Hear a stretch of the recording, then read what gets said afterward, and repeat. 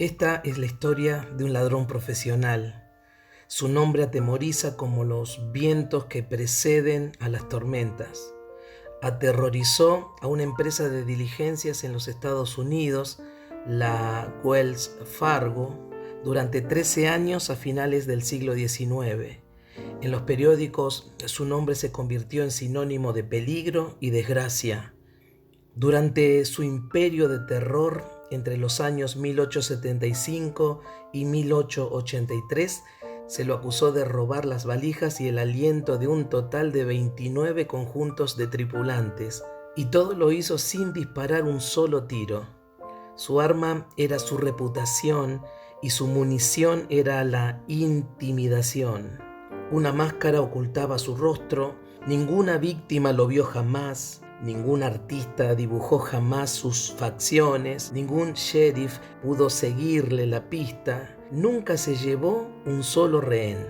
No tenía necesidad, su presencia bastaba para paralizar a la gente. Black Bart era su nombre, un bandido enmascarado que portaba un arma mortal. Esta historia me recuerda a otro ladrón, uno que todavía anda dando vueltas. Seguro que lo conoces. Nunca viste su rostro. No te sería posible describir su voz ni dibujar su perfil, pero cuando está cerca tuyo, lo sabes en un instante. Si alguna vez estuviste en el hospital, seguro que percibiste el áspero roce de su mano contra la tuya. Si alguna vez sentiste la sensación de que alguien te seguía, sentiste su aliento frío sobre la nuca. Si te despertaste avanzada la noche en una habitación desconocida, fue su susurro terrorífico lo que te robó el sueño. Seguro que lo conoces. Fue el mismo ladrón que te provocó el sudor de tus manos cuando te presentaste a aquella entrevista de trabajo. Fue el engañador que te convenció para que cambiases tu integridad por la popularidad. Y fue ese malvado que te susurró al oído mientras te alejabas del cementerio. Tal vez seas el próximo. Es el Black Bart del alma. Él no desea tu dinero, no le interesa tu auto. Desea algo mucho más preciado. Quiere tu paz mental, quiere tu gozo. Su nombre, temor.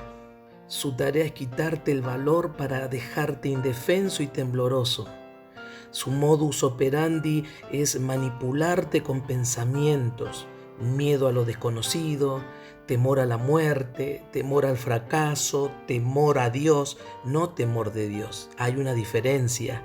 Temor al mañana. Su arsenal es amplísimo. Su objetivo, crear almas cobardes y carentes de gozo.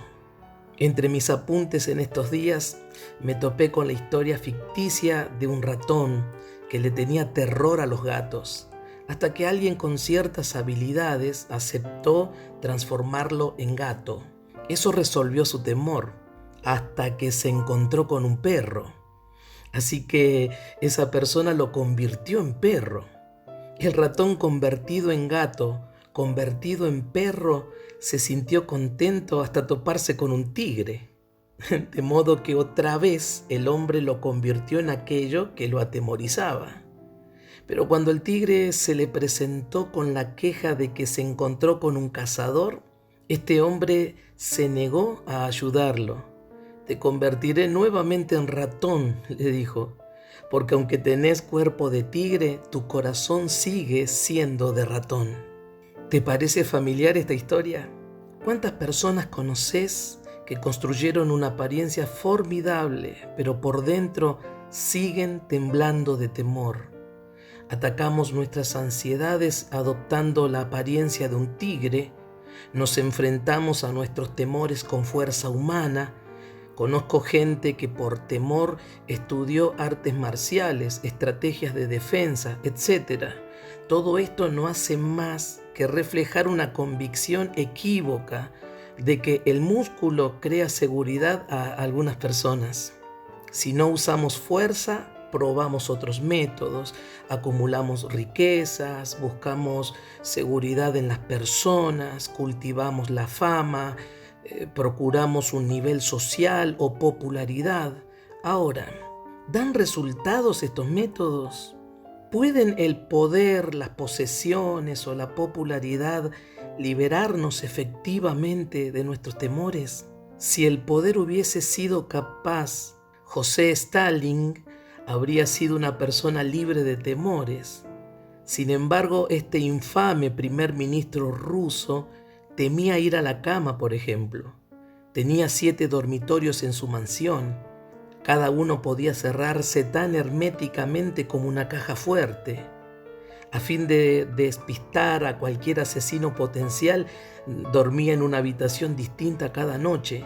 5 limusinas con chofer lo trasladaban donde quiera que fuese, cada una con cortinas cerradas, de modo que nadie pudiera saber cuál llevaba a Stalin. Sus temores estaban tan profundamente arraigados que empleaba a un sirviente cuya única tarea era vigilar y proteger sus bolsitas de té. Así de obsesivo era el famoso líder de una de las potencias más grandes del mundo en su tiempo.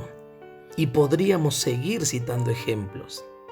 Mis amados hermanos, la verdadera valentía surge de lo que somos en Cristo Jesús.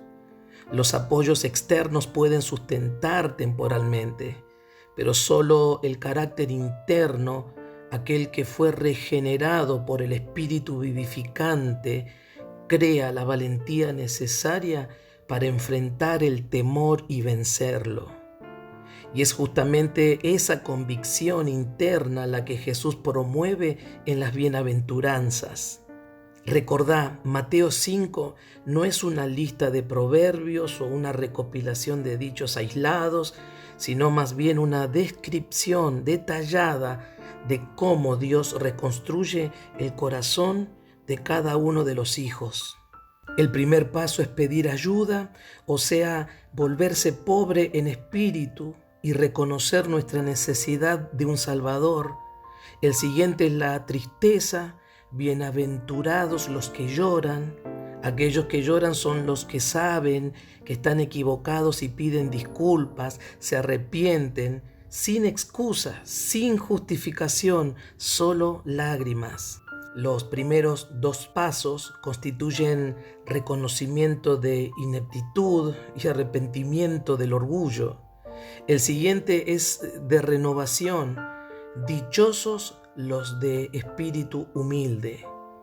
El reconocimiento de la debilidad conduce a la fuente de la fortaleza, Dios. Y la renovación viene cuando nos volvemos de espíritu humilde, cuando damos nuestra vida a Dios para ser su herramienta. Las primeras 2 bienaventuranzas nos pasan por el fuego de la purificación. La tercera nos coloca en las manos del Maestro. El resultado de este proceso, valentía. Ellos heredarán la tierra. Ya no nos dominarán la tierra y sus temores. Ahora seguimos a aquel que domina la tierra y está por encima de los temores. ¿Te vendría bien un poco de valor? ¿Retrocedes más de lo que te mantenés firme? De ser así, permití que el Maestro te guíe nuevamente a la cima de la montaña. Permití que te recuerde por qué no debes temer. Presta atención a la oración en la que Cristo disipó la agitación interna de sus nerviosos discípulos y observa si sus palabras te sirven de ayuda. Seguramente que sí. Debemos recordar que los discípulos eran hombres comunes a quienes se les asignó una tarea exigente. Antes de llegar a ser lo que fueron en Cristo, eran vecinos que intentaban ganarse la vida y criar una familia. No fueron elegidos de un seminario teológico, ni criados con leche sobrenatural, pero su devoción era un poco mayor que su temor. Y como resultado hicieron algunas cosas maravillosas. Sin embargo, nada habrían hecho si no hubiesen aprendido a enfrentar a sus temores. Jesús sabía eso, Es por eso que siempre los animaba con sus palabras. Los discípulos son enviados solos. Por un tiempo limitado entrarán a las ciudades y a los pueblos, harán lo que Jesús hizo, pero sin Jesús. Él los reúne para darles las últimas instrucciones. Imagino a los discípulos nerviosos y vaya si tienen por qué estarlo. Lo que Jesús les dice incrementaría el ritmo del pulso de sus corazones, te lo aseguro. Primero les dice, no lleven dinero ni ropa adicional en su viaje. ¿Nada de dinero? Sí, nada. Este mensaje no es popular en algunos ámbitos cristianos que conozco seguramente. Luego les asegura que los envía como ovejas en medio de lobos. Les dice que serán llevados ante autoridades, serán flagelados y hasta arrestados. Jesús sigue describiendo el impacto que tendrá su misión en la gente. El hermano entregará a la muerte al hermano y el padre al hijo. Los hijos se rebelarán contra sus padres y harán que los maten. Todo el mundo los odiará por causa mía, pero el que se mantenga firme hasta el fin será salvo. ¡Wow! Ese es el entorno del párrafo de Jesús acerca del valor que nos relata Mateo en el capítulo 10, desde el versículo 26 en adelante. 3 veces en 5 versículos dice, no tengan miedo.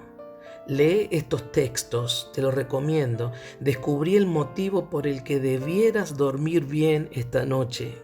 Así que no los temáis, porque no hay nada encubierto que no haya de ser revelado, ni oculto que no haya de saberse. Superficialmente, esas palabras parecerían un motivo de pánico en vez de una fuente de paz. ¿A quién de nosotros nos agradaría que se hiciesen públicos nuestros pensamientos secretos? ¿Quién querría que fuesen publicados nuestros pecados privados? ¿Quién se entusiasmaría ante la idea de que todos los actos equivocados que cometimos fuesen anunciados delante de todos? A nadie le gustaría, pero se nos dice una vez tras otra que tal cosa sucederá. Fíjate, no hay nada en toda la creación que esté oculto a la vista de Dios.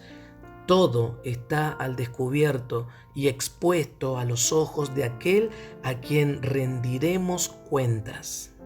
Pero yo les digo que en el día del juicio los hombres tendrán que dar cuenta de toda palabra imprudente que hayan pronunciado. ¿Por qué señala Jesús al día de la revelación como una razón para tener coraje, valentía? ¿Cómo puedo obtener fuerza de lo que debiera ser un momento de angustia para mí?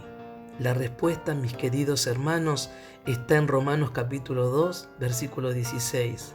Y te pido que dejes escapar un suspiro de alivio mientras subrayas las últimas 4 palabras de este versículo.